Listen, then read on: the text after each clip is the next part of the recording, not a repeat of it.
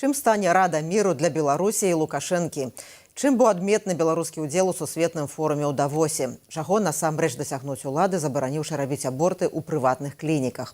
І пра што расказала Свабодзе мігрантка з Гвінеі, якую дэпартавалі з Беларусі, забраўшы дачку ў дзіцячы дом. Тут Ганна Соус, у жывым эфіры Піка Свабоды. Мы падсумоўваем асноўныя падзеі гэтага тыдня разам з экспертамі, палітолагам і гісторыкам Александром Фридманам, старэйшым дарадцам Ціхановскай Франакам Вячоркам, праваабаронцамі Настай Базар і Інірай Браніцкай. І зараз з намі ў жывым эфіры палітолог і гісторык Александр Фридман. Добрый дзень. Добрый дзень, спадарня Ганна, вітаю. Я прапаную пачаць размову з ініцыяванай Дональдам Трампам Радай міру. Статут яе падпісалі ў чацвер на сусветнім эканамічным форуме ў Давосе. Прэзідэнт Злучаных Штатаў запрасіў дзясяткі кіраўнікоў дзяржаваў далучыцца да гэтай ініцыятывы. Яна накіраваная на вырашэнне глобальных канфліктаў.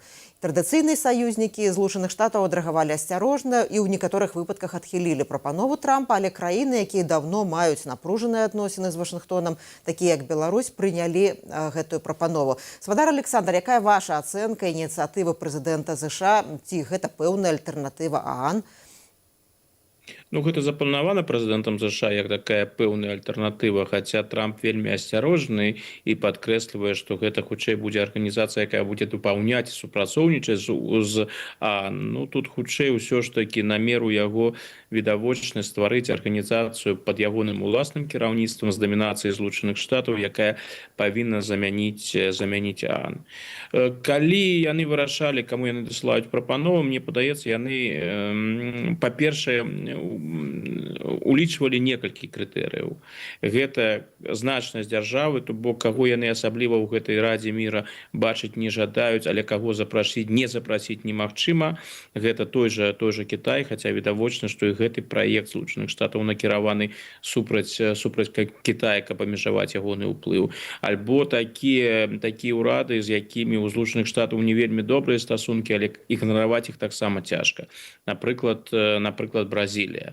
Далей еўрапейскія краіны, гэта традыцыйныя партнёры, і таму іх Трамп таксама запрашае. Але запрошаны былі і краіны, якімі Злучаныя Штаты вядуць дыялог альбо імкнуцца палепшыць стасункі, і з гэтага кола краінаў, напрыклад, Беларусь. І важны фактар быў для Трампа асабістае стаўленне для таго ці іншага кіраўніка краіны. Хто яму асабліва не падабаецца, тыя нейкіх запрашэнняў не атрымалі. Напрыклад, Паўднёвая Афрыка. Там цяжкае яго становішча і цяжкае стаўленне, адмоўнае хутчэй стаўленне да гэтай краіны і выразны канфлікт з мясцовым кіраўніцтвам. Таму і запрашэння для Паўднёвай Афрыцы і не было, хаця гэта значная краіна, асабліва на афрыканскім кантыненце, канешне. Лукашенко атрымаў запрашэнне, па-першае, таму, што гаворка ідзе пра краіну, з якой амерыканцы зацікаўлены ў супрацоўніцтве, іх там свае мэты, тут і паслабіць сувязі Беларусі і Кітая, уплыў Кітая, уласна кажучы, у гэтым накірунку, у гэтым рэгіёне. Гэта і пытанне ўкраіны, яно галоўнае на дадзены момант, бо Лукашенко выкарыстоўваецца ў гэтым кантэксце. І бачна, што Лукашенко таксама зацікаўлены да супрацоўніцтва. Так што ў гэтым выпадку амерыканцы маглі сыходзіць з таго, што іхняя прапанова будзе падтрымана і будзе падтрымана вельмі эмацыянальна і хутка, што з Лукашэнкам і адбылося. Ён адразу пагадзіўся і зрабіў усё, каб быць адным з першых. Гэта Пік Свабоды. Мы падсумоўваем вынікі тыдня ў жывым эфіры з гісторыкам, палітолагам Александром Фридманам. Задавайце пытанні, каментуйце. Не забывайцеся націскаць на званочак, калі гэта для вас бяспечна. І давайте пагаворым пра Александра Лукашэнку. Яго захад доўга цураўся з прычыны рэпрэсій у Беларусі, з прычыны падтрымкі вайны Расіі супраць Украіны. І ён прыняў запрашэнне Трампа, быў вельмі задаволены. Якія магчымасці Рада міра дае персанальна Александру Лукашэнку, якія магчымасці дае Беларусі? Калі паглядзець персанальна, то для Лукашэнкі гэтае прызнанне з боку амерыканцаў вельмі важна. І ўсё, што мы назіраем на працягу мінулага году і на пачатку гэтага году, гэта паказвае, наколькі Лукашенко пакутваў ад адсутнасці гэтага прызнання. Усе гэтыя гады, не толькі пасля 2020 году і раней. Калі амерыканскі прэзідэнт да яго звяртаецца, калі Злучаныя Штаты праяўляюць цікавасць да яго, калі Злучаныя Штаты гатовыя супрацоўнічаць, дык Лукашенко адразу адгукаецца, прычым робіць гэта вельмі аператыўна. Нават гэта далучэнне Лукашэнкі, яно было ў цікавым тым сэнсе яшчэ да прэзентацыі статута гэтай арганізацыі, да прамовы Трампа, калі яшчэ, уласна кажучы, асабліва нічога пра гэтую раду не было вядома. Да і, дарэчы, да сённяшняга дня пакуль не вельмі вядома, таму і зразумела, што такія краіны, якія паважаюць сябе, амбітныя краіны, напрыклад, як Кітай, яны вельмі асцярожна да гэтага паставіліся, яны не сказалі Трампу не, яны не сказалі Трампу так, яны вывучаюць сітуацыю. Но вось Лукашенко вельмі хутка так адрэагаваў і прадэманстраваўшы, наколькі яму важнае гэтае супрацоўніцтва, удзел у розных фарматах, міжнароднае прызнанне, паляпшэнне стасункаў со Злучанымі Штатамі. Гэта што тычыцца Лукашэнкі. Што тычыцца Беларусі, бо ізноў жа, калі гэтая рада будзе існаваць працяглы час, то праз пэўны час я прадстаўляць у гэтай радзе будзе не Лукашенко, а іншы чалавек, які будзе знаходзіцца на чале Беларусі. То тут ацэньваць перспектывы вельмі цяжка, паколькі не зразумела, чым гэты будзе фармат. Гэта будзе нейкі фармат, які проста будзе існаваць, альбо там будзе нейкая актыўнасць. Пакуль гэта не зразумела. Першапачаткова планавалася зрабіць вось такую раду міра для вырашэння пытанняў, звязаных з сектарам газа. Зараз гэта не галоўнае пытанне.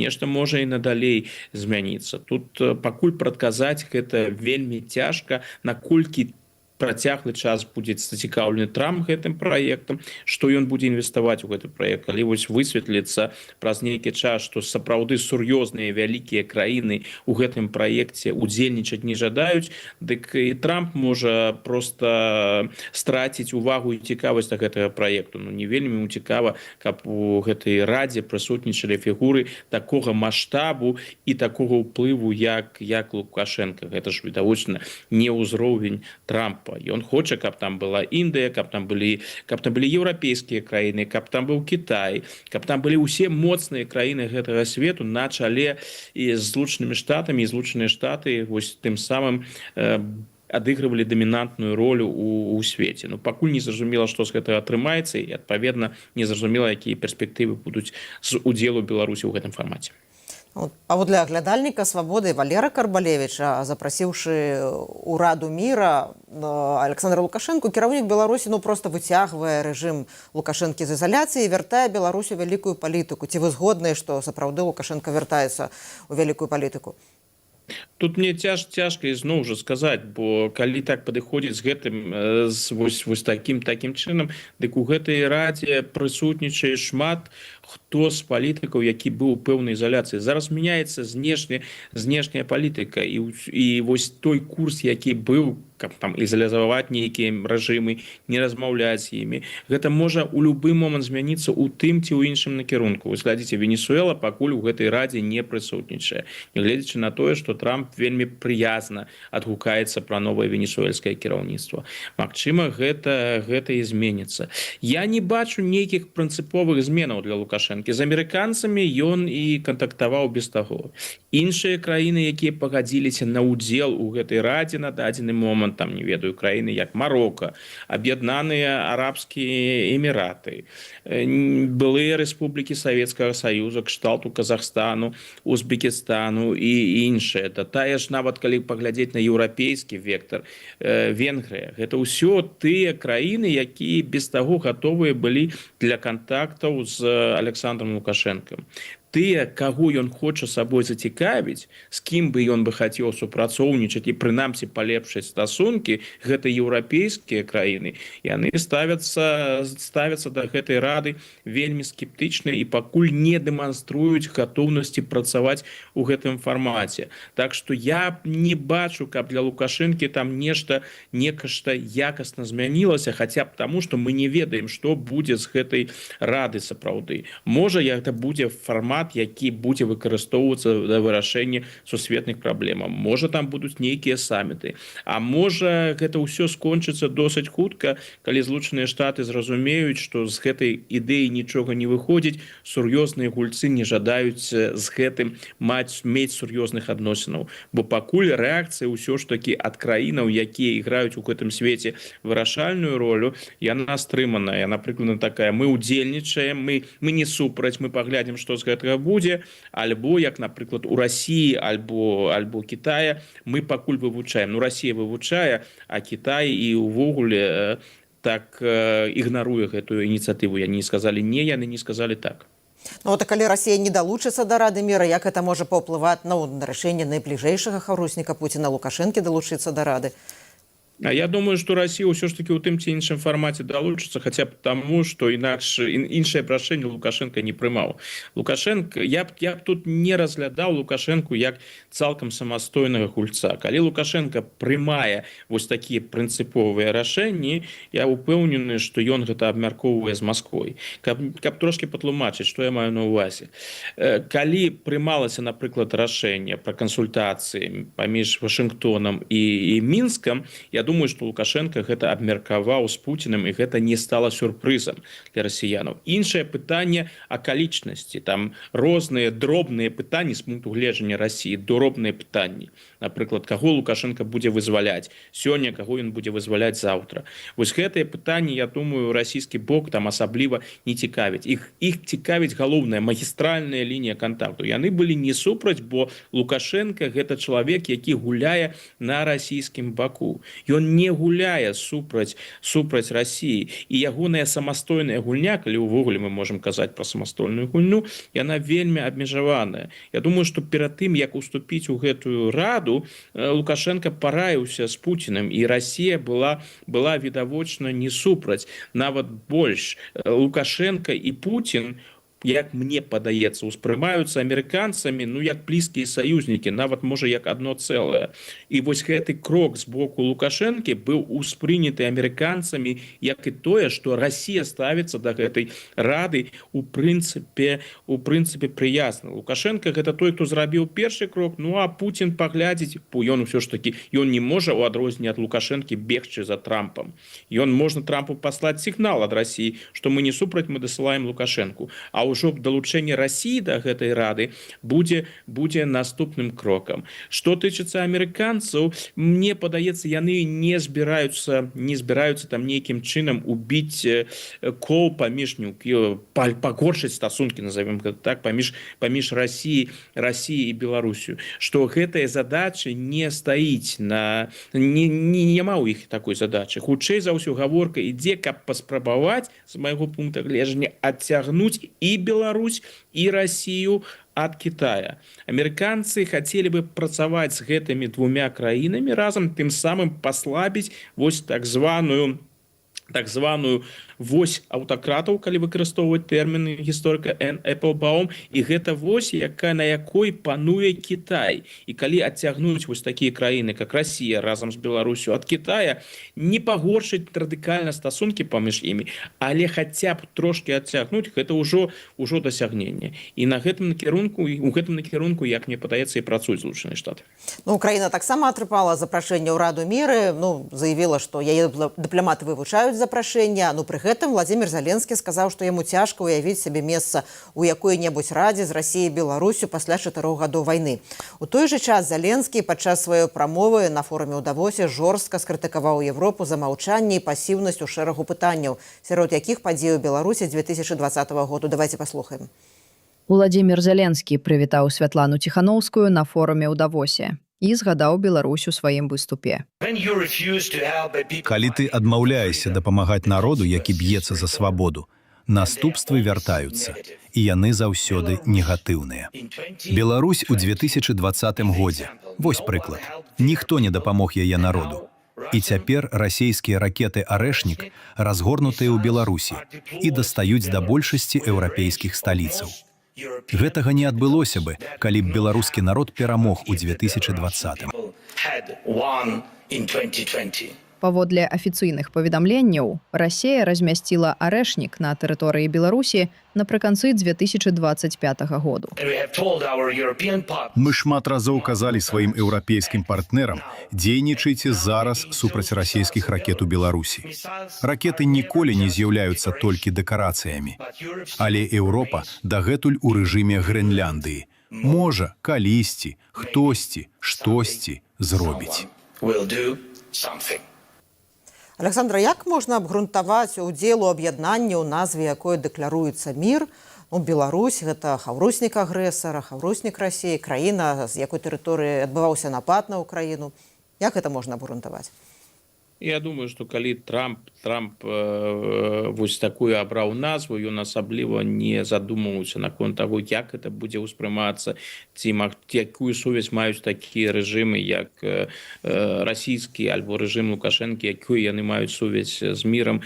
Для яго гэта ўвогуле праблема не з'яўляецца. Ён жа адкрыта казаў, што ён уключае ў гэтую раду тыя краіны, якія атрымалі запрашэнне, тыя лідары, якія моцныя, якія кантралююць важныя тэрыторыі і якія у адпаведнасці з гэтым у стане вырашаць сур'ёзныя пытанні. Вось гэта, як мне падаецца, ключавой крытэрый. А што тычыцца заяваў Зеленскага наконт удзела, цяжкасці ўдзела ў нейкім аб'яднанні разам з Расіяй і Беларусю, гэта такое досыць спрэчнае выказванне. Калі мы возьмем Арганізацыю Аб'яднаных Нацый, там прысутнічаюць і Расія, і Беларусь па-ранейшаму, а Расія нават засядае ў Радзе бяспекі Арганізацыі Аб'яднаных Нацый. Тым не менш, Украіна застаецца ў гэтым фармаце, у фармаце ААН.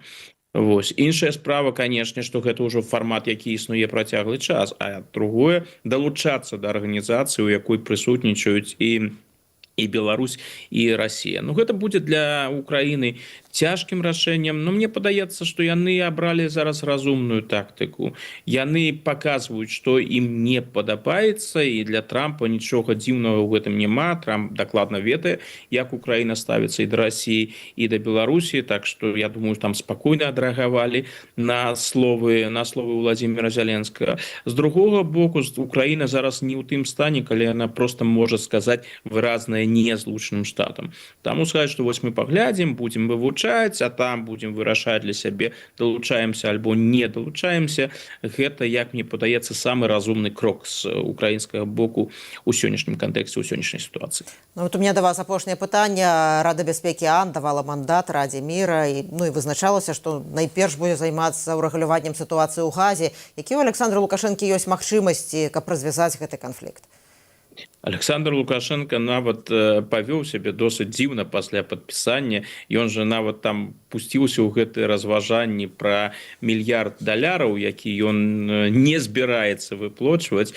І гэта выглядала вельмі дзіўна, калі ты ўжо збіраешся вырашаць лёс свету, і ты нібыта запатрабаваны як вопытны палітык, якога меркаваннямі і поглядамі якога можна скарыстацца пры вырашэнні сур'ёзных праблемаў. Гэта не вельмі выглядае, калі ты у гэты момант пачынаеш разважаць пра грошы, ці гатовы ты плаціць гэтыя грошы, ці не гатовы. Гэта першы момант. І другі момант, калі сапраўды прыярытэтным напрамкам по-ранейшаму ўсё ж таки так ці інакш з'яўляецца газ, а Лукашенко адразу кажа, што ў пытаннях газы ён нічога асабліва зрабіць не можа, бо ён ведае свае межы. І тут ён мае рацыю, бо сапраўды уплыва там нейкага сур'ёзнага там няма. Іншая справа, што у Расіі ёсць, канешне, пэўны ўплыў на палестынскую аўтаномію, і там у пэўных умовах Расія можа, гэты вопыт Расіі, гэты ўплыў Расіі, калі ён будзе канструктыўным, канешне, чаго хутчэй ўсё не будзе з майго пункта гледжання. Але калі б ён быў канструктыўным, гэта можна было выкарыстаць для вырашэння праблемаў у сектары газа. А што тычыцца Лукашэнкі? Роля Лукашэнкі статыста. Ён там для колькасці. Трампу было важна, каб у гэтай радзе прысутнічала як мага больш краінаў і адразу, каб можна было прадэманстраваць. Яны ж нават публікуюць гэтыя спісы краінаў, якія далучыліся. І нават так паспяшаліся, амерыканцы, я маю на ўвазе, што зблыталі, Белы дом зблытаў Беларусь і Бельгію, напісаў Бельгія замест Беларусі. То бок у выпадку Лукашэнкі яны ведалі, што гэта чалавек надзейны, што ён адразу далучыцца і будзе падтрымліваць гэты праект. Ну вось тут не памыліліся, гэта і робіць Лукашенко. Дзякуй вялікі, спадар Александр, за тое, што прыйшлі ў наш жывы эфір, падзяліліся сваёй экспертызай. Гэта быў гісторык, палітолог Александр Фрыдман.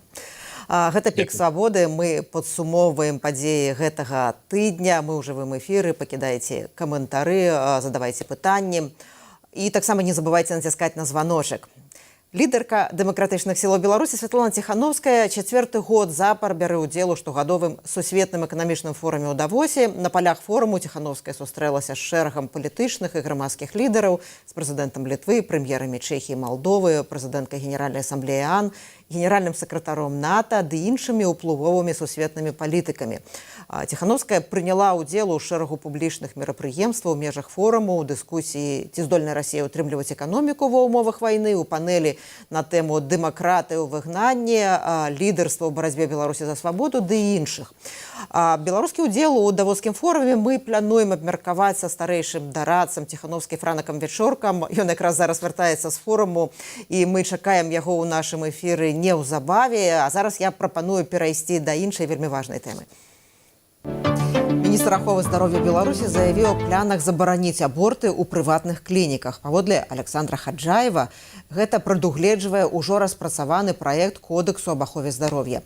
Міністр патлумачыў такое рашэнне тым, што ў дзяржаўных установах, я цытую, выніковасць перадабортнага кансультавання значна вышэйшая, чым у прыватных клініках. Чаму хочуць абмежаваць аборты ў Беларусі? І чаму няма наўпроставай сувязі насамрэч паміж іх забаронай і павелічэннем нараджальнасці? Пра гэта мы пагаворым зараз з фэм-актывісткай Настай Базар, якую праваабарончая супольнасць Беларусі ў 2024 годзе прызнала праваабаронцай году. Добрый дзень, Наста. Добрый дзень. Наста, чаму ўлады хочуць абмежаваць, намагаюцца абмежаваць аборты? Я лічу, таму што я б назвала гэты законам неадукаваных людзей, якія дагэтуль жывуць у нейкім іншым вымярэнні, лічучы, што нешта забараніўшы, можна нешта справіць. Так яно не працуе. Статыстыка паказвае, што ні ў годнай краіне, у якой введзены забароны на аборты, гэта ніякім чынам не паўплывала, не паўздзейнічала на нараджальнасць дзяцей.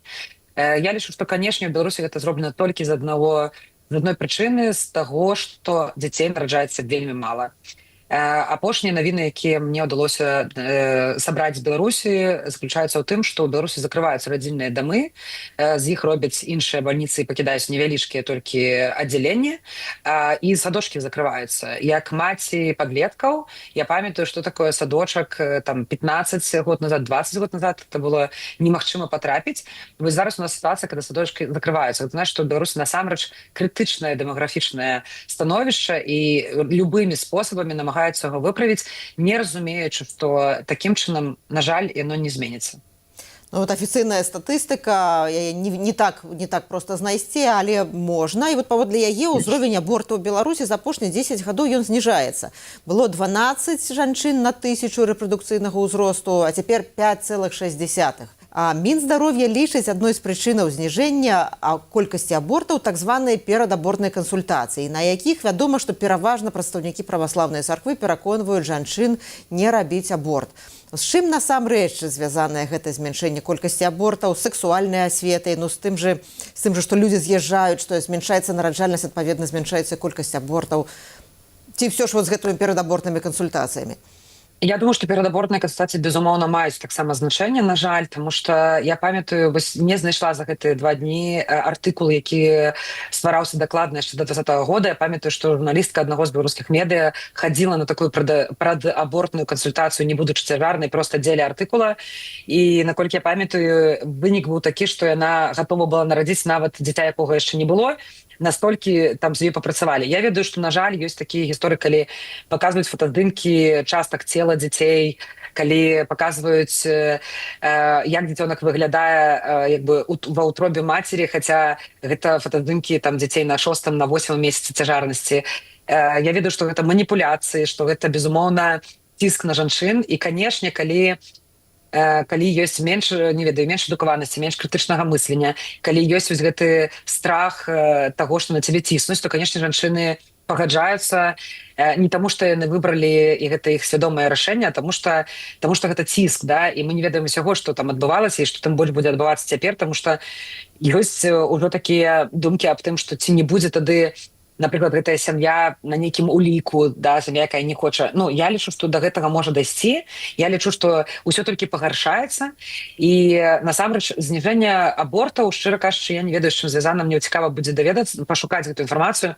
Але я лічу, што, безумоўна, гэта у тым ліку пра сексуальную асвету, пра тое, што падлеткі ўсё ўжо больш ведаюць, чым шмат хто, не ведаю, там, майго ўзросту ці старэйшыя людзі ведалі ў 30 ці ў 40 год, да, а падлеткі гэта ўсё ведаюць. Я думаю, што гэта, безумоўна, пра вопрос выбару.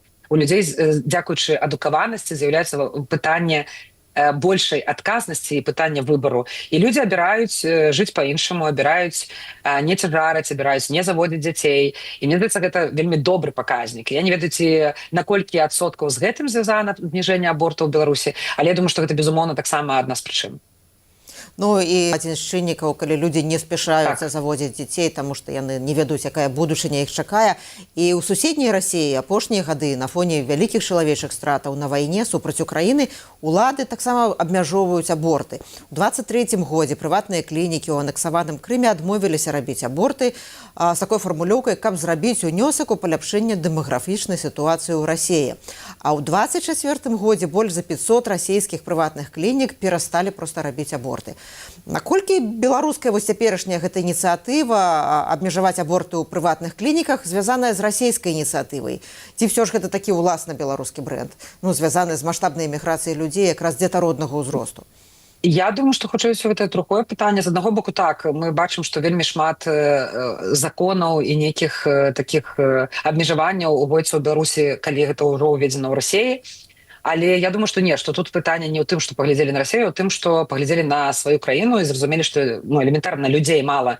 Калі людзей мала, то што мы будзем рабіць? Па-першае, безумоўна, трэба падлічыць, а колькі людзей з'ехала, да, то бок не з'яўляецца ні падаткаплацельшчыкамі, не з'яўляецца тымі, хто нараджае дзяцей, да. Па-другое, варта зразумець, што жанчыны не хочуць нараджаць, а жанчыны абіраюць не нараджаць у такіх умовах. Эканамічнае становішча ў Беларусі вельмі складанае. І калі гэта адказны падыход да таго, каб стаць маці, татам, ты разумееш, колькі аб'ектыўна трэба грошай, каб вырасціць дзіця. І я думаю, што гэта таксама вельмі важны паказнік разумення таго, у якім стане знаходіцца эканоміка ў Беларусі. Нават калі гэта не гаворыцца такімі тэрмінамі, не гаворыцца, што я разумею, што эканамічны стан недобры, таму я не буду нараджаць. Але людзі разумеюць, што яны могуць сабе дазволіць менш, што яны могуць дазволіць не столькі, колькі маглі дазволіць раней, да, купляць нават простых рэчаў. І сюды трэба яшчэ змясціць дзіцёнка і патрэбы на яго. Таму вельмі важная думка, што для таго, каб павысіць дэмаграфічны ўзровень, трэба не забараняць, а ствараць умовы. І вось пра гэта якраз такі я б хацела гаварыць, я б хацела, каб да гэтага прыслухаліся, але, на жаль, я разумею, што такая пазіцыя ўспрымаецца ўладамі як свабода, а гэта тое, супраць чаго ўлады нашыя ёсць і супраць чаго яны 5 год як бы змагаюцца. У Беларусі аборты легальныя ад 1955 году, а дзейны закон аб абортах быў прыняты ў 1987 годзе, і яго называюць адным з самых ліберальных законаў аб абортах у Европе. Паводле яго аборт робіцца па жаданні на тэрміне да 12 тыдняў, пры асаблівых абставінах і шэрагу прычынаў да 22 тыдняў. У 2014 годзе прынялі закон, які дазваляе дактарам адмовіцца рабіць аборты, што зрабілі гінеколагі ў Лагойску больш за 10 гадоў таму і ў перытанальным цэнтры ў горадні. Ці насамрэч гэта палепшыла дэмаграфічную сітуацыю, вось гэтая адмова рабіць аборты ў Лагойску і ў горадні, і ці палепшаецца насамрэч вот праз такія абмежаванні дэмаграфічнай сітуацыі? Не, безумоўна, я ўпэўнена, што гэта ніяк не паўплывала, таму што, але калі мы кажам пра Лагойск і горадню, то прынамсі мы разумеем, што жанчыны могуць паехаць у другі горад Беларусі. Калі ж зараз, бо я, на жаль, баюся, што калі так усё пойдзе, то цалкам магчыма, што будзе забарона і ў дзяржаўных клініках абортаў. І калі, напрыклад, мы можам узяць кантэкст не да Польшчы, у якой таксама забаронены аборты, але існуе вельмі моцная сістэма падтрымкі жанчын, неафіцыйная, безумоўна, актывісткая, так, у тым ліку, напрыклад, фонды, якія дапамагаюць жанчынам выехаць у другую краіну зрабіць аборт, то трэба разумець, што ў Беларусі гэта немагчыма, што ў Беларусі НДА-сектар выпалены абсалютна, што любая дзейнасць актывісткая зараз вельмі гэта немагчыма, тому што гэта вельмі моцна вялікія рыскі на вялікую колькасць год палізняволення. Таму я хацела б сказаць яшчэ, што безумоўна такія рэчы будуць адбівацца ў першую чаргу на ўразлівых групах. Любы крызіс заўсёды адбываецца больш за ўсё ў першую чаргу на ўразлівых групах. І трэба разумець, што гэта будуць у першую чаргу жанчыны з невялічкіх гарадоў, гэта жанчыны з вёсак, жанчыны, у якіх няма дасягу да нармальнай медыцыны. Гэта будуць жанчыны з алкагольнай залежнасцю і жанчыны ва ўразлівым стане, жанчыны з інваліднасцю, жанчыны ў сітуацыі хатняга гвалту. І зноў-такі людзі, якія маюць рэсурсы, якія маюць фінансы, яны знойдуць магчымасць, альбо выехаць некуды, альбо знойдуць магчымасць зрабіць аборт. А вось гэта ўсе ўразлівыя групы, пра якія я сказала, у іх не будзе гэтай магчымасці. І тады пытанне таксама, праз што мы хочам павысіць, не мы, а дзяржава хоча павысіць нараджальнасць, праз тое, каб і так уразлівыя групы станавіліся яшчэ больш уразлівымі. Гэта, безумоўна, не спрацуе, паўтаруся, што трэба ствараць умовы, а не забараняць тое, што ёсць. Наста, дзякуй вялікі, што прыйшла ў эфір Свабоды Прэміум, што падзялілася сваёй экспертызай. Дзякуй вялікі. Госці Свабоды была праваабаронца, фем-актывістка Наста Базар. Ну і ў жывым эфіры з намі Франак Вячорка, старэйшы дарадца, лідаркі дэмакратычных сілаў Беларусі, Святланы Ціхановскай. Добры дзень.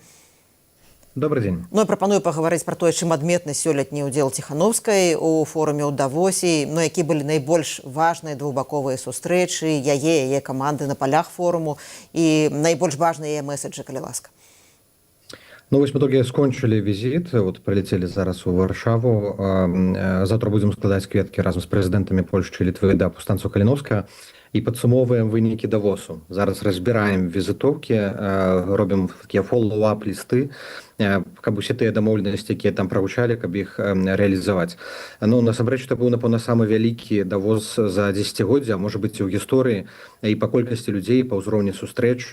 Да Трампа прыязджаў толькі 25 год таму назад Билл Клінтон. І вось прысутнасць амерыканскага прэзідэнта, яна цалкам перакрыла ўсю павестку Давоса. Канешне, увага не толькі ад Беларусі адышла, але таксама і ад Украіны. Усе абмяркоўвалі Грэнландыю. Асноўнае пытанне, якое абмяркоўвалі фактычна на кожнай панелі, ці Трамп можа ўжыць ваенную сілу, каб далучыць Грэнландыю ці не. Ну і, вядома, прабівацца з беларускай тэмай вельмі складана. Але сам факт запрашэння Ціхановскай і беларускай дэлегацыі, ён выключны. Па-першае, за больш чым 2,5 дзесяцігоддзя беларусаў не запрашалі спікерамі на Давос, а тут ужо 4 гады запар гэта адбываецца. І больш за тое, у Ціхановскай было ажно 2 панелі ў асноўнай праграме форуму, ну і яшчэ некалькі закрытых круглых сталоў з сусветнымі лідарамі. Ну, гэта прызнанне, гэта гаворыць пра тое, што Ціхановская з'яўляецца аджэндамейкерам, што яна задае павестку, што яе голас важны, і тое, што сусветныя лідары, прэм'ер-міністры падыходзяць да яе, нехта раецца, нехта дзеляцца думкамі, гэта паказвае суб'ектнасць, рэлевантнасць і Беларусі, і дэмакратычных сілаў. Ну і для нас там магчымасць таксама нейкія пытанні вырашыць практычныя, што тычыцца беларусаў выгнання ў асобных краінах, навязаць адносіны, завялі там новыя кантакты. Вось ужо запрасіў міністр юстыцыі Сінгапура вывучыць іхні досвед для Беларусі, кажа, што наша мадэль вам выдатна падыдзе, рабіце як мы. Запрасілі з візітам і міністр замежных справаў Балівіі, напрыклад, таксама вельмі хацеў бы, каб Ціхановская прыехала будаваць кантакты ў Лацінскай Амерыцы, расказваць нашу беларускую гісторыю, там праводзіць паралелі з Венесуэлай. Ну, просто бачыце, тут можна доўга апавядаць, але сутнасць такая, што гэта не пра прыняцце рашэнняў. Давос гэта пра зверку гадзіннікаў і пра пабудову кантактаў. І тое, што падчас такога гістарычнага Давоса, дзе і Трамп, і Зеленскі, важныя заявы пра Грэнландыю гучалі, ёсць прысутнасць Беларусі, гэта, я думаю, наша з вами супольнае дасягненне. Франак, а ці былі ў Ціхановскай шансы на палях форума каротка сустрэцца, пагаварыць з прэзідэнтам Злучаных Штатаў? Калі б гэта адбылося, што б яна яму сказала? Ну, ці хацелі б дэмакратычныя сілы далучыцца да працы ў Радзе міру, напрыклад? Ну, я думаю, што падчас такого форуму з прэзідэнтам Трампам хочуць пагаварыць прыкладна 150 замежных лідараў адначасова, і толькі адзінкі маюць такую магчымасць. Ну і мы бачым, што амерыканская адміністрацыя вельмі селектыўная у тых, каб з кім сустракацца. Я не думаю, што нейкі шанец на гэта ў прынцыпе існаваў бы. І пакуль мы працуем з амерыканскай адміністрацыяй па трэку палітвязняў, я думаю, што калі гэты этап будзе паспяховы, будзе працягвацца, тады будуць нагоды для сустрэчы высокаўзроўневыя. А пакуль у нас ёсць стабільны пастаянны кантакт з ягонай камандай. Ну, Святлана Ціхановская пазнаёмілась там на вячэры яны вячэралі разам з Джарэдам Кушнерам, напрыклад, які мае беларускія карані. Ну, это добры контакт. Раней знаёміліся ўжо з бацькам ягоным Чарльзам Кушнерам, які зараз пасол у Францыі. Вось, ну і расказала пра Беларусь, пра тое, што вось беларусы памятаюць, ведаюць пра вашу сувязь. Я думаю, што вось такія асабістыя адносіны якраз і будуюцца вот падчас гэтых міжнародных форумаў. Ну, а што б сказала? Ну, я думаю, што у нас ёсць зараз тэма вельмі практычная, канкрэтная, гэта вызваленне людзей. Першае, трэба падзякаваць за тое, што амерыканская адміністрацыя гэта робіць. Трэба абазначыць там нашыя занепакаенні тым, што рэпрэсіі не спыняцца, таму што вызваленне гэта патрэбна, але трэба, каб не было новых палітвязняў, таму што мы бачым, Лукашенко спрымае палітвязню як тавар. І я думаю, што проста будова такіх даверлівых адносінаў паміж там Беларусю і беларускім грамадствам і амерыканскай адміністрацыяй, гэта тое, што магло б быць такой тэмай для першай размовы. Ну, але зноў жа камунікацыя ёсць на іншым узроўні, там і з дзярждэпартаментам, і з Джонам Колам. І я думаю, што тая праца, якая робіцца, хай яна робіцца зараз у тым ключы. Афіцыйны Менск на форуме прадстаўляў пасол Беларусі ў Швейцарыі Александр Ханевіч. Ён браў удзел у цырымоніі зацвярджэння статуту Рады міра. Якім быў удзел уладаў у форуме, у параўнанні з удзелам дэмакратычных сілаў? Не ўдзельнічаў прадстаўнік лукашэнкаўскіх чыноўнікаў у форуме. Гэта не так, іх не запрашаюць, як і не запрашаюць Расею. Так, з раніцы перад падпісаннем гэтых дамоўленасцяў пра Раду міра запрасілі пасла прыехаць на форум. Яны нібыта дабраліся да Давоса, але я, напрыклад, так і не бачу яго ў зале. Я думаю, што нават калі іх туды пусцілі, то ў вельмі абмежаваным форме. То бок гэта ўсё роўна быў удзел выключна ў падпісанні дакументаў, але не ў самім форуме. І таму казаць, што яны там удзельнічалі, кагосьці прадстаўлялі, не выпадае. Я нават не понял, што ён увогуле быў у зале. Ну, прынамсі, калі б яны там былі, то мы б ужо пабачылі нейкія фотадоказы. Менск там не ўспрымаюць, у прынцыпе, за суб'ект, не ўспрымаюць сур'ёзна. Успрымаюць, магчыма, як дадатак Расеі, лукашэнкаўскі рэжым. Арганізатары форуму дэманстратыўна, свядома запрашаюць дэмакратычныя сілы ўжо 4 гады запар, каб прадстаўляць Беларусь. І я думаю, што это такі каштоўнасны выбар і мэтанакіраванае рашэнне, каб паказаць, каго арганізатары форуму падтрымліваюць. Франак, вы ўжо пачалі гаварыць пра маштаб і значэнне менавіта сёлетняга давоскага форуму. Важная была прамова Дональда Трампа, які звязаў кантроль Злучаных Штатаў над Грэнляндыяй з бяспекай НАТО, які казаў пра адмову ад выкарыстання сілы ў Грэнляндыі. Таксама выступ прэм'ер-міністра Канады Марка Карні пра разрыў старога светавага парадку, падпісанне статуту ізноў жа Рады міра, пра які мы гаварылі, куды ўвайшоў Лукашенка. Як бы вы ацанілі гістарычнае значэнне таго, што адбывалася сёлета, і як гэта можа ўплываць на будучыню Беларусі, на будучыню дэмакратычнай Беларусі? Я думаю, што мы ўсе з вами сведкі гістарычных падзеяў, нават не сведкі, мы ўдзельнікі гістарычных падзеяў, а не проста ахвяры, дарэчы, як нам часам здаецца. Так, у нас голас не такі моцны, як нам хацелася б, у нас крызіс жахлівы, так, мы не на першых палосах, але ўсё роўна мы частка вось гэтага новага гэтай новай мазаікі, пазла геапалітычнага, які адбываецца. І наша роля, яна вельмі важная для Еўропы, і таму нам трэба тлумачыць, якая ўзаемасувязь паміж Беларусю і Украінай, паміж Беларусю і бяспекай еўрапейскага звязу. Тое, што цяпер адбываецца у свеце, вось такое пераразмеркаванне сілаў, змена сусветнага парадку, яно вызначыць і палітыку, і, магчыма, патрэбнасць экасістэму міжнародных арганізацыяў на гады наперад. І я думаю, што дзве самыя важныя падзеі, да якіх трэба прыглядацца, это Давос, які зараз заканчваецца, і другое это Мюнхенская канферэнцыя, дзе па сутнасці будзе працяг дыскусіі давоскай. Тут самае вялікае пытанне і выклік для Еўропы і для еўрапейскага звязу, ці у выніку вось гэтай турбуленцыі і канфліктных адносінаў, можа быць, нават канфрантацыйных адносінаў з Трампам, ці Еўропа аслабне, што магчыма, і прасыплецца, ці Еўропа, наадварот, стане мацнейшай. Конечно, нам хацелася, каб Еўропа стала мацнейшая, каб сабрала волю ў кулак, тое, што Зеленскі, у прынцыпе, казаў у сваёй прамове, каб гэта ўзмацніла Еўропу, каб Еўропа змабілізавалась, таму што Еўропа тады будзе дбаць і пра сваіх суседзяў, у тым ліку пра Беларусь. Вось мы пакуль адказу на это не маем пытання, але мы чулі некалькі моцных прамоваў еўрапейскіх лідараў падчас форуму давоскага, якія гавораць пра тое, што ёсць палітычная воля. Зараз трэба эту палітычную волю ператварыць у нейкія дзеянні, каб неяк, можа быць, пераасэнсаваць ролю Еўропы. Шмат гаварылі пра стварэнне ўзброеных сіл, напрыклад, еўрапейскага звязу. Тое, што там яшчэ 5-10 год таму назад было немагчыма сабе ўявіць. І пра эканоміку, напрыклад, вот зараз ідзе барацьба, канкурэнцыя тэхналогіяў, штучнага інтэлекту паміж Кітаем, ЗША як асноўнымі цэнтрамі. Але Еўропа, напрыклад, не можа канкураваць з імі, таму што ў Еўропе ўсе рынкі падзеленыя, так, што кампаніі працуюць з адной краіны, распрацоўваюць нейкі там стартап ці тэхналогіі ў іншай краіне. Магчыма, еўрапейскаму звязу варта прыдумаць, як аб'яднаць усе гэтыя намаганні ў розных краінах еўразвязу, каб быць канкурэнтназдольнымі ў гонцы, напрыклад, у галіне штучнага інтэлекту. Гэта ўсё адны з сотень тэм, якія абмяркоўваліся. Тут ёсць месца і для Беларусі, таму што беларусы маюць там і свой інтэлектуальны патэнцыял, і наша IT супольнасць можа ўдзельнічаць. Але, канешне, без вырашэння нашага ўнутранага крызісу інтэграваць Беларусю ў Еўропу будзе вельмі складана. І без сыходу Лукашэнкі дасягнуць нейкіх пераменаў у Беларусі таксама будзе вельмі складана. Франак, апошняе маё пытанне. У соцсетках разышлося відэо, калі Святлана Ціханаўская на палях форуму мела размову і праходзіў прэзідэнт Зеленскі з ягонай камандай, і ён так вельмі цёпла яе павітаў. Ці нейкая сустрэча адбылася, ці нейкі там з украінскай дэлегацыяй, з Зеленскім? Не было запланавана, але яны ж заўжды, калі перасякаюцца, то ж у калідоры адбываецца 3-5 разоў такія перасячэнні, і вітаюцца, і паціскаюць за руку, і Зеленскі заўжды Святлане махае, заўжды усміхаецца. Там, можа, на відэа не бачна, ён там яшчэ спускаўся і там аглядваўся. Гэта нармальна. Тут няма чаму здзіўляцца. Ёсць добрыя адносіны, так, ёсць такі давер, якого, магчыма, не было ў 22-м годзе.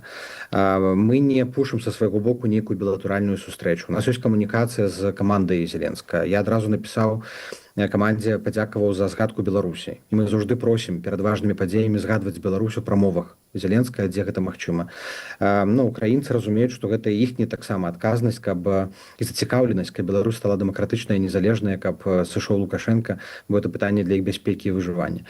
Таму гэта нармальна. А з Ярай, дырэктар Яры, які быў на відэа, з кім размаўляла, уласна, Святлана Ціханаўская, ён сказаў, што пра закуплю угнаенняў была размова. Яны куплялі калійныя угнаенні ў Беларусь-Калі на працягу многіх гадоў.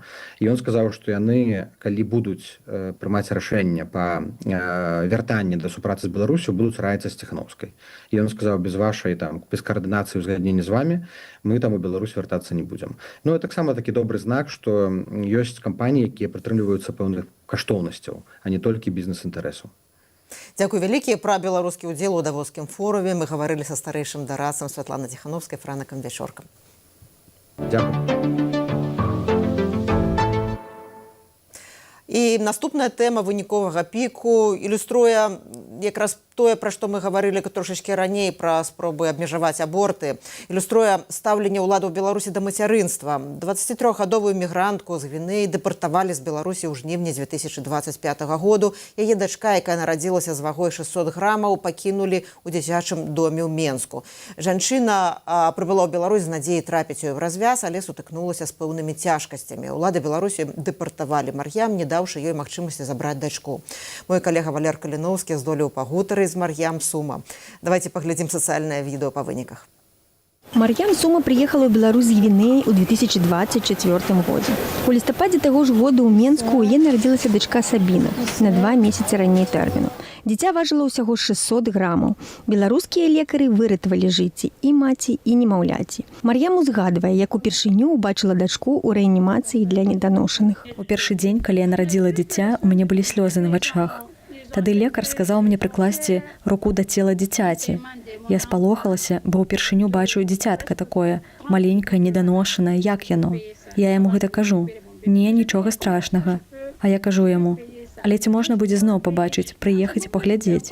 Мне сказалі, так, можна, ты можаш прыходзіць увесь час. Калі Сабіне споўнілася 4 месяцы, яе перавялі ў дзіцячы дом. Маці, паводле яе словаў, больш не дазволілі наведваць дзіця. Тады ж, кажа Мар'ям, у яе запатрабавалі больш за 30 000 даляраў за лячэнне, хоць яна мела медычную страхоўку. Пазней беларускія міграцыйныя службы паведамілі Мар'ям, што яе дазвол на жыхарства скончыўся.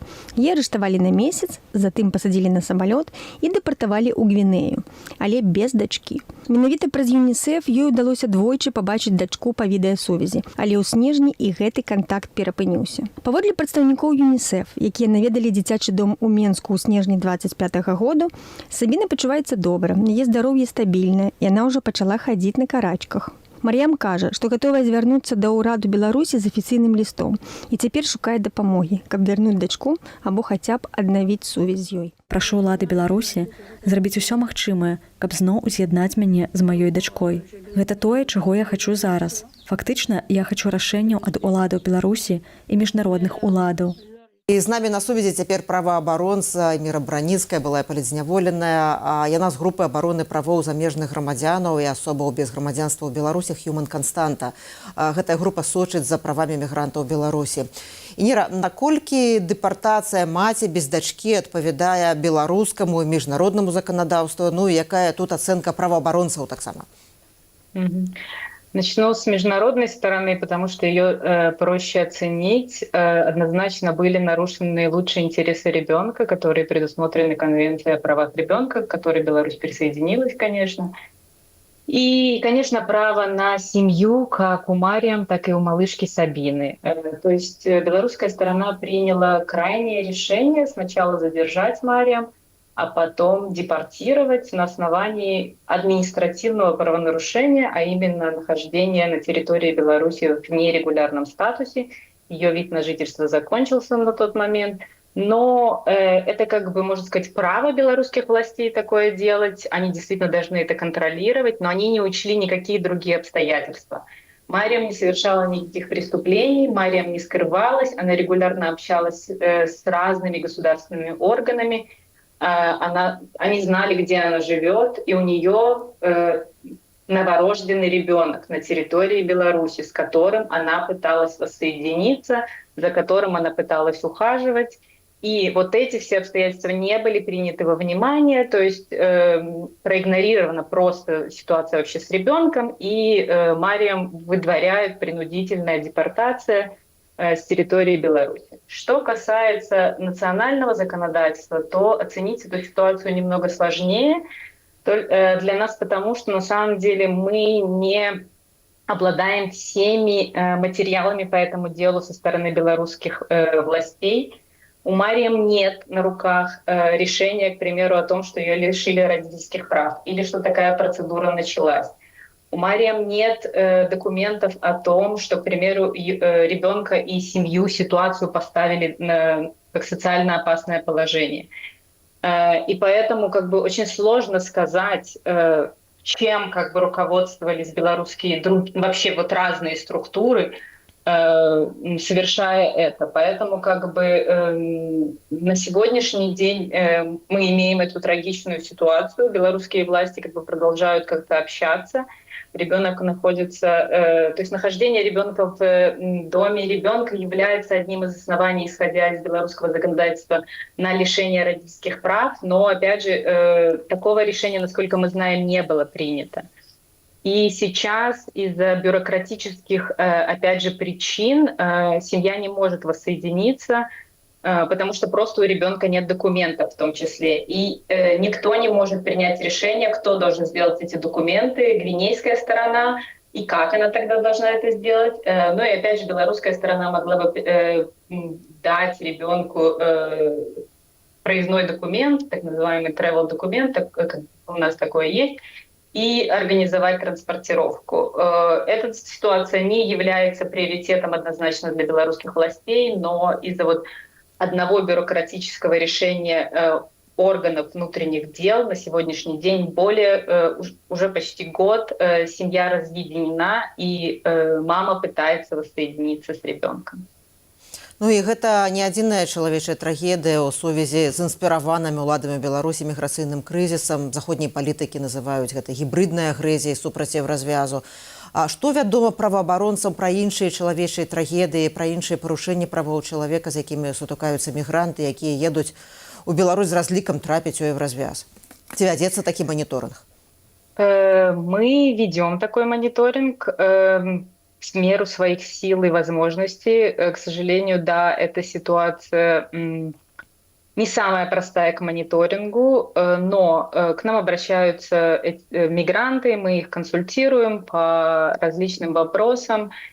Что касается жертв, на сегодняшний день с начала этого гуманитарного кризиса умерло на территории Беларуси, в белорусских лесах, болотах не менее 78 мигрантов. Это те, о ком сообщил погранкомитет, белорусская сторона. Правозащитниками соседних государств, когда мы опрашиваем, то есть когда коллеги опрашивают мигрантов, которые перешли границу, мы знаем о не менее, достаточно много доказательств того, что есть еще не менее 20 погибших, которых погранкомитет не зафиксировал. И это значит, что право на жизнь мигрантов нарушено. Ну и, конечно, есть ситуации с семьями этих мигрантов. Многие из них, возможно, никогда не узнают, где погибли, как погибли и где находятся тела их родных. К нам обращаются родственники пропавших. Иногда нам удается найти тела. Ну, то есть, погранкомитет сообщает о том, где тело, происходит идентификация, происходит передача документов о смерти, и родственники знают место захоронения. Это в этой ситуации, что называется, грустный, но наиболее благополучный исход. Хотя бы есть знание о том, что человек погиб и где он захоронен. Но это очень сложно и найти эту информацию, и добиться этой информации. И это вот одни из жертв. Другие жертвы на сегодняшний день, к сожалению, все больше у нас случаев, когда на территорию Беларусь привозят... Это жертвы торговли людьми, то есть это те, кого продают куда-то дальше, продают из их стран, и в Беларуси эти люди, возможно, могли бы куда-то сбежать и обратиться, но, к сожалению, на сегодняшний день им, в общем-то, некуда обратиться. Единственная организация, которая занимается жертвами торговли людьми, это Международная организация по миграции, и многие мигранты, это чаще всего мигрантки, опасаются туда идти, потому что видят в ней организацию, приближенную к властям. Но и опять же, по нашему законодательству, то, что ты являешься жертвой торговли людьми, не остановит белорусские власти от депортации.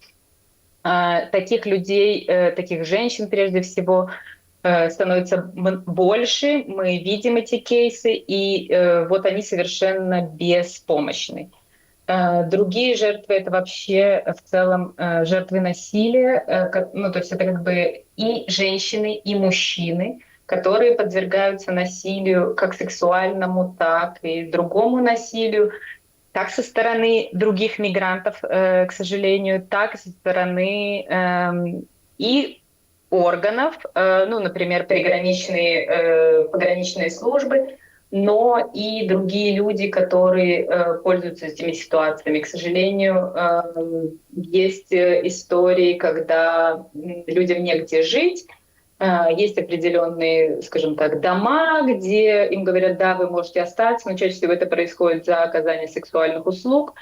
И эти люди настолько уязвимы, что они, да, вполне могут попадать в рабство на территории Беларуси в различного рода. И никто особо не отслеживает такие ситуации. Ну, вот я якраз хотела рассказать гісторыю, якую, ну, гэтую гісторыю абвергла Міністэрства ўнутраных справаў Беларусі. Мы не ведаем насамрэч, адбылося гэта ці не, але грамадзянка Індыі Мінабен Джошы, яна заявіла, што яе завабілі ў Беларусь выгаднай прапановай працы, але падманулі. Яна не мае грошай, каб вярнуцца дадому. Жанчына паведамляла, што ў Беларусі яе не было ежы, не было жытла, не было падтрымкі. І прымусілі даглядаць за жывёлай, пасялілі ў кароўніку за 350-400 кіламетраў ад Менску. Шмат людзей апынулася тут у пасцы, расказвала яна. Но, як я ўжо сказала, МУЗ Беларусі назвала гэтую гісторыю фэйкам. Наколькі не абароненыя мігранты, у тым ліку працоўныя мігранты ў Беларусі? Ці спазнаюць яны дыскрымінацыю, ну, не толькі на дзяржаўным, але і на чалавечым узроўні?